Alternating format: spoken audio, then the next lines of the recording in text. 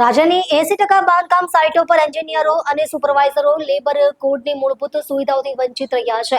Surat civil engineers એસોસિએશનની રજૂઆત અનુસાર 8 કલાકને બદલે 12 થી 13 કલાક કામ, ઓવરટાઈમ વગરના પગાર તથા પીએફ, ગ્રેજ્યુટી કે ઇન્સ્યોરન્સની કોઈ વ્યવસ્થા નથી. એસોસિએશને લેબર કોડની તમામ સુવિધાઓ આપવા પરિપત્ર જાહેર કરવાની માંગ કરી છે.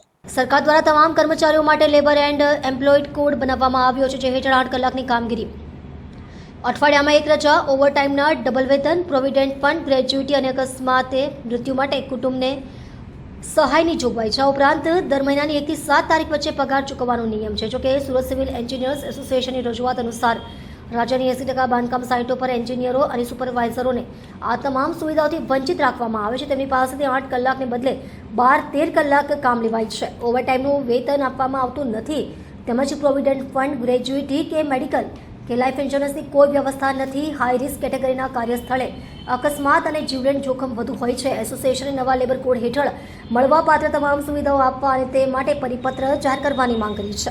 મારું નામ હિતેનભાઈ ફટાણિયા છે. હું સુરત સિવિલ એન્જિનિયર્સ એસોસિએશનમાં મેમ્બર છું.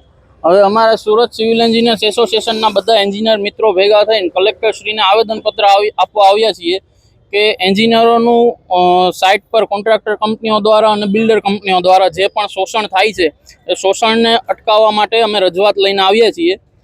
હવે આઈટી ફિલ્ડમાં છે અથવા તો કોઈ પણ ઓફિસ કલ્ચરની જેટલી જોબ્સ છે કે જે બધા એજ્યુકેટેડ પર્સન ગણે છે, તો એ બધાને બધી સુવિધાઓ મળી જાય છે. વર્કિંગ આર્સ એના ફિક્સ હોય, 8 કલાકના વીકના 48 કલાક એ લોકોને વર્કિંગ આર્સ ફિક્સ હોય છે. સેટરડે સન્ડે ઓફ મળે છે.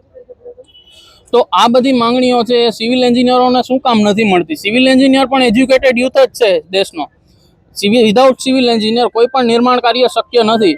તો અમારી ગવર્મેન્ટને આ જ માંગણી છે કે સિવિલ એન્જિનિયર્સનું જે ઓન સાઇટ શોષણ થાય છે, એમને નથી પીએફ મળતો, નથી ગ્રેચ્યુટી મળતું કે નથી એમને કોઈ પણ જાતની સોશિયલ સિક્યુરિટી મળતી.